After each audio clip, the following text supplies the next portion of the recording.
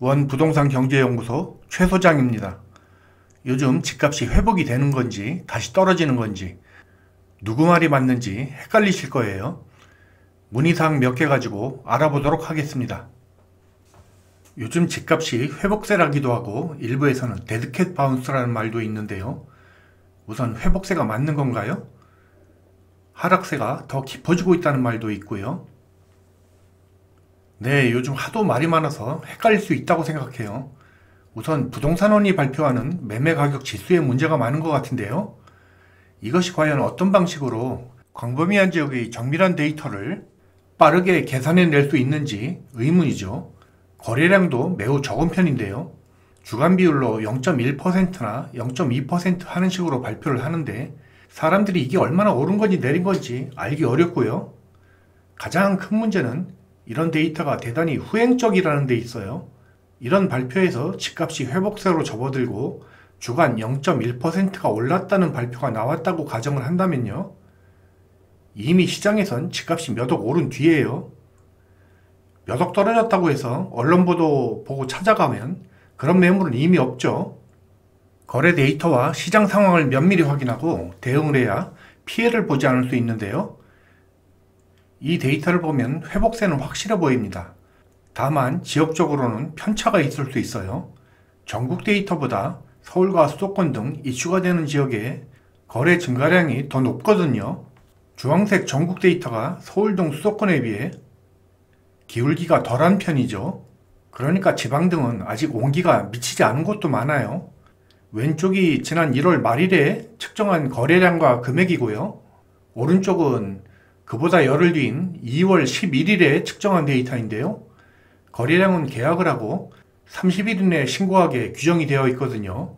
따라서 1월 중 계약된 것은 최종 집계 시한이 3월 2일이에요. 1월 31일자 계약의 신고 시한이 3월 2일이거든요. 정확하게 말하자면 왼쪽 그래프는 1월 집계될 것의 50%에 해당되고요. 오른쪽 것은 66.7%에 해당이 되죠.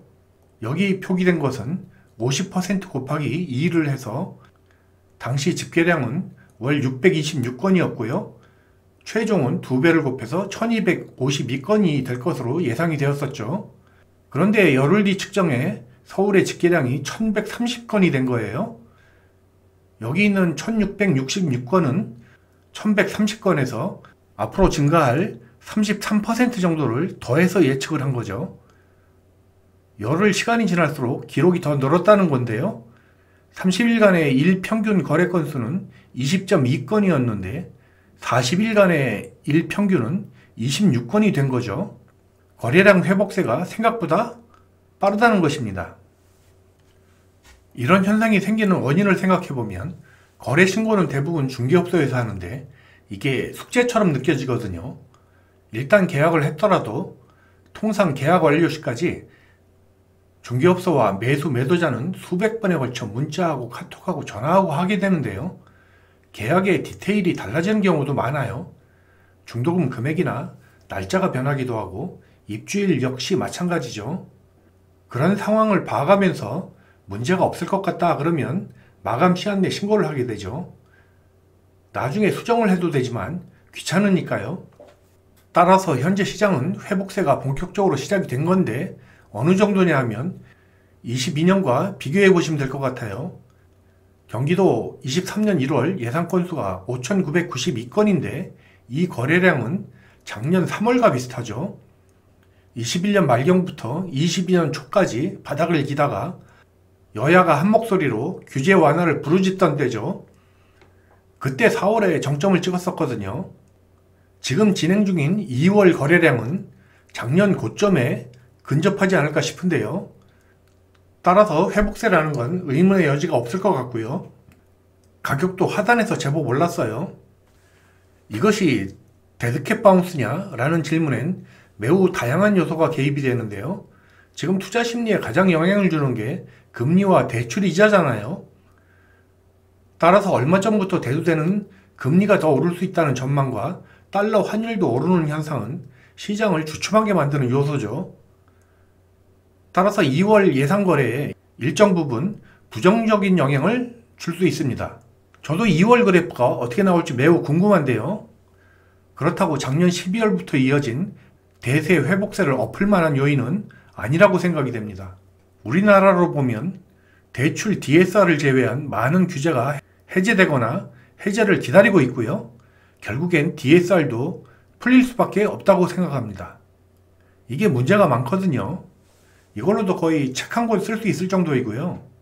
회복세의 강도를 늦추는 효과가 생길 수 있지만 다시 떨어지진 않을 거라는 생각입니다. 단 두 줄 질문에 대답하기 위해서 말이 길어지는데요.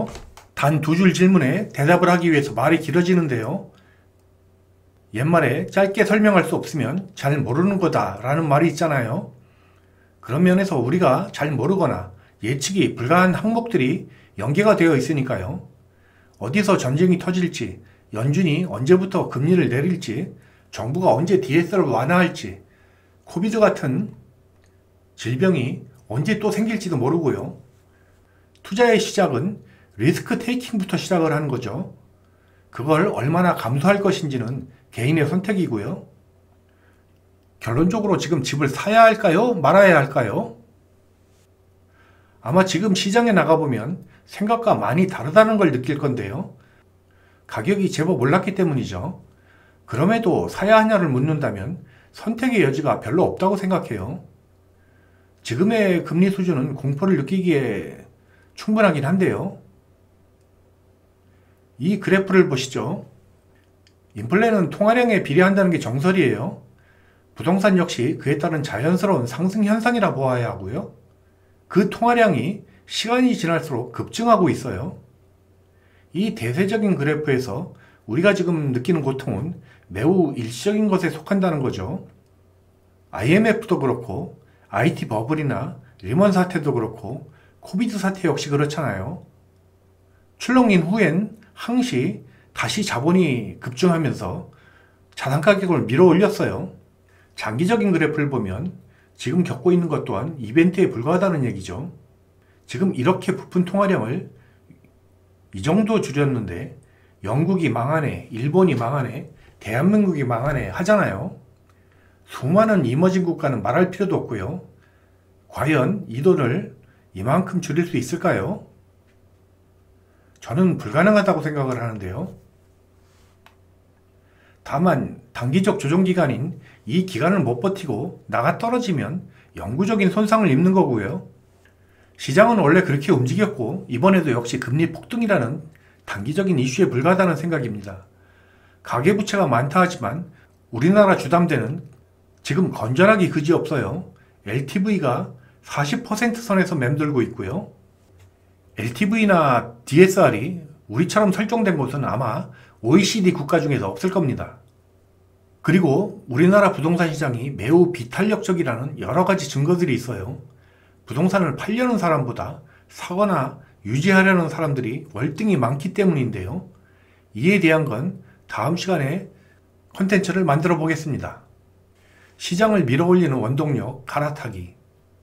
그리고 하나 팁을 드리자면 이 시장은 갈아타려는 사람들에게 기회를 제공하고 있는데 가령 이런 얘기죠. 갈아탈 사람은 내 집을 얼마 받느냐가 별로 중요하지 않아요.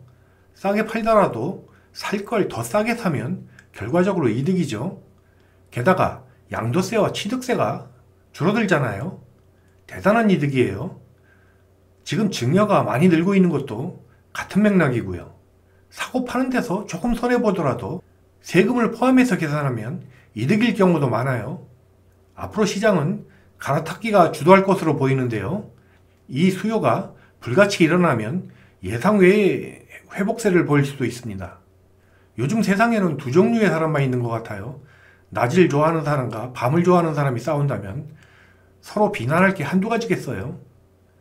세상 돌아가는 걸 보면 언젠가부터 세상이 이분법으로 돌아갑니다. 그 사이에서 원칙도 무시되고 상대방을 무조건 비하하는 풍토가 만연해 있어요. 부동산도 하락론자는 10년 전이나 지금이나 무조건 하락이고 상승론자는 무조건 상승이에요. 하지만 시장은 그렇게 간단하게 움직이는 게 아니거든요. 빛이 강하면 그림자도 짙어지고요. 왜곡이 있으면 풍선도 커지는 법입니다. 다음 시간엔 어떤 풍선이 커지고 있는지 알아보기로 하겠습니다. 감사합니다.